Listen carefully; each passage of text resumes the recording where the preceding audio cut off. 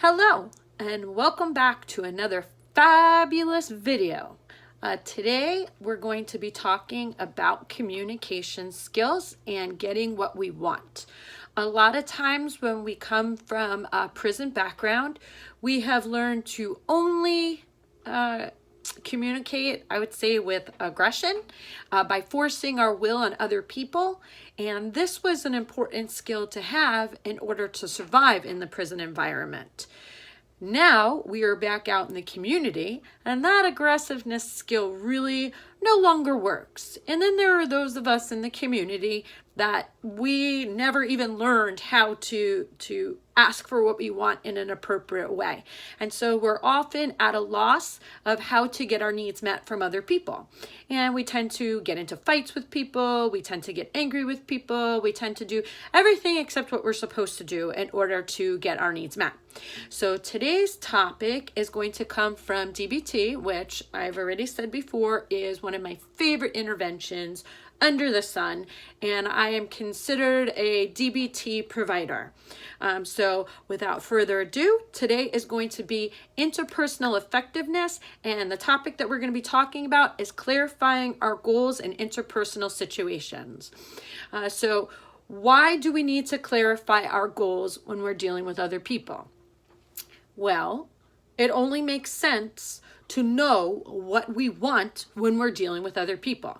If we have no idea what we're even asking for, what our end goal is, how do we know how to get there? It's kind of like we need to figure out where our map is, where we need to end up at the end of our map in order to figure out what path to take. If we have no idea where our destination is, how are we going to know how to even get there? It makes absolutely no sense. And it's the same thing when we're dealing with other people, when we have these interpersonal interactions. We need to know what it is that we actually want to achieve out of this interaction. If we don't know that, we don't know how to even get what we want because we have no idea what we want. Makes no sense. So the first thing that we need to figure out is what it is that we would actually like to achieve with this interaction. Now, when we're choosing what we want out of this interaction, there are three things that we really need to be looking at. Three different outcomes that we can have from this interaction. The first one is we really want to achieve something. We either want to get our rights met. We want to get the other person to do something that we need them to do. We want to say no to an unwanted or an unreasonable request. We want to resolve an interpersonal conflict. We want to get our point of view taken seriously. So what we're looking for is what specific results or changes do I want from this interaction? And how do I know what those results are going to look like? If I ask for these things, for what I want or what I need, or to say no, will it work? And what will work to get me to those goals? Now, the second part that we need to look at when we're having an interpersonal interaction is how important is the relationship? What do we want to achieve with this relationship? Is this a relationship that we want to nurture, or is this a temporary relationship with a specific goal? And when we're looking at that, we want to see, how do I want the other person to feel about me after the interaction is over? Do I want to, or do I have to keep this relationship? Knowing the answers to those questions is going to help us and guide us towards how we need to handle this interaction. The last one is our self-respect. How important is our self-respect? How important is it for our principles and our values to be met? Now, sometimes in the prison system, we tend to think that that's the most important. I have heard that one a lot.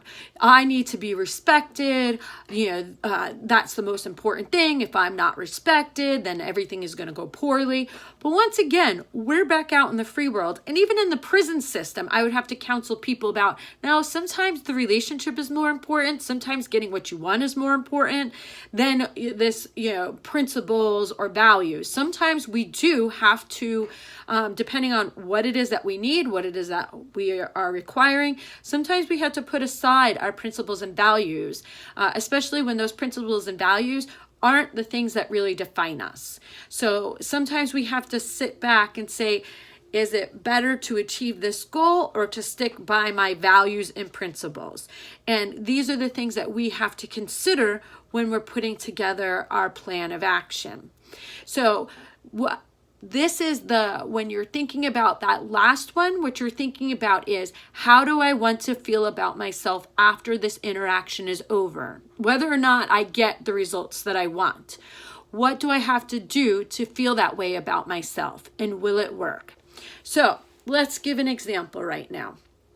So you're at you went to go check in at a hotel. You go to the hotel desk person, and the hotel desk person is like, oh, I'm sorry, Michelle Fortier, we don't have any names. We don't have any rooms with your name on it. Now, I need to get a place to stay. They're saying that they never got my reservation. Okay, so knowing that there's no other really motels or hotels around, and I'm tired, and I really don't feel like figuring all this out, I'm going to say that for this clarification of what I want a place to sleep tonight. So, in keeping with this, in these three things, principle, how the other person feels, and my goal of getting a place to sleep, my first and foremost is going to be my goal of getting a place to sleep.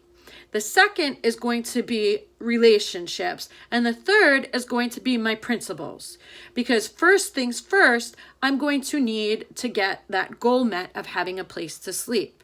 Now, while I'm doing that, I also have to keep in mind the relationship. I cannot go and yell at this person and slam my fist down and be like, well, based on principle, I should get this. Based on my values, I should get this. No. What I need to do is think about, there's that whole saying, you catch more flies with honey than you do with vinegar. So I have to basically keep my temper in check, and I have to navigate this obstacle, this problem with this person that can either help me or hinder me behind that desk. So for this particular thing, I'm going to want to look at that relationship, make sure that I keep that relationship positive with that person behind the desk.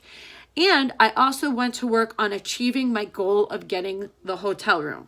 Now, when I say principles and values, I don't mean those hardcore things like, selling my soul for a room. At some point, I'm not going to go do something crazy and go against all my principles and values in order to get a room. That's not what I'm saying.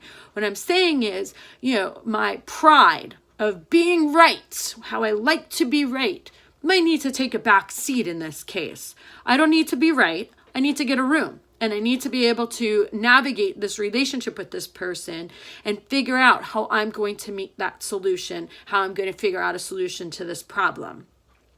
So basically, to sum up today's little video, it's going to be when we're making decisions and we're interacting with other people, the first thing that we need to figure out is what our goal is in this interaction. The second thing that we need to do is figure out what we need to do, what the most important thing is in this interaction after we find out that goal. Is it to preserve the relationship? Is it to meet that goal of either getting a particular need met, a specific goal met, or to say no effectively?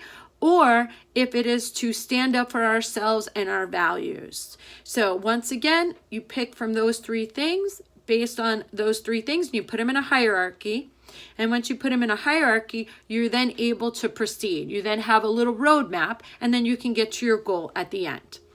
If you have any questions or concerns about this topic, please go ahead, leave a comment in the comments section.